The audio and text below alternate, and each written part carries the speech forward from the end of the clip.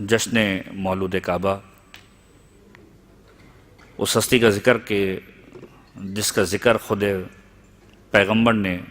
عبادت قرار دیا، وہ ہستی کہ جس کے چہرے کو دیکھنا عبادت، کہ جس کا ذکر کرنا عبادت، یہاں تک کہ ختمی مرتبہ احمد مجتبیٰ محمد مصطفیٰ صلی اللہ علیہ وآلہ وسلم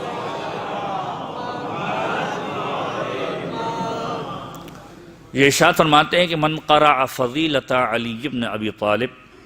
کہ اگر کوئی شخص علی کی کسی فضیلت کو تلاوت کرے یا کہے،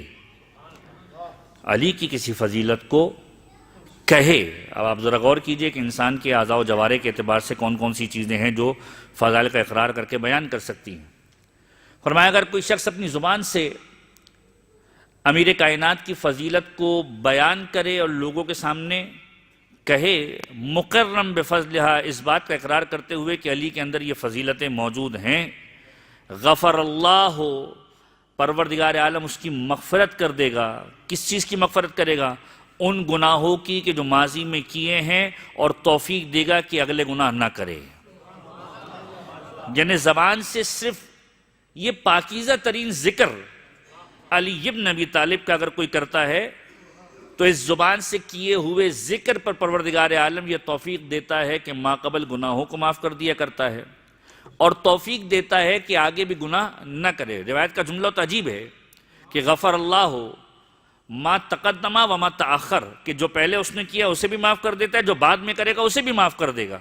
لیکن اس کا قطعاً یہ مطلب نہیں کہ علی کے چاہنے اور ماننے والے کو لائسنس مل جائے۔ جب کسی نے سوال کیا مولا کہ یہ جو جملہ ہے وما تاخر کے بعد میں بھی جو گناہ کرے گا زندگی کے اندر خدا معاف کر دے گا، کیا مطلب ہے؟ کہا اگر روز قیامت عقیدہ علی ابن ابی طالب کے ساتھ خدا کی بارگاہ میں آئے گا، ولو وافا، اگر اس طریقے سے مرا کہ خدا کی بارگاہ میں پہنچا بذنوب الثقلین، کائنات کے گناہوں کو بھی لے کر پہنچا، لیکن دل میں محبت علی ابن ابی طالب تھی، خدا معاف کر دے گا۔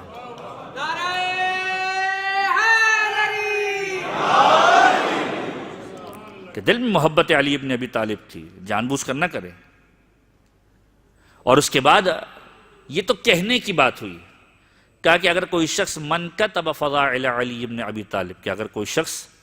علی کے فضائل کو لکھنا شروع کر دے، علی کے فضائل کو لکھنے کی کوشش کرے، غفر اللہ، تو پروردگار مغفرت کرے گا۔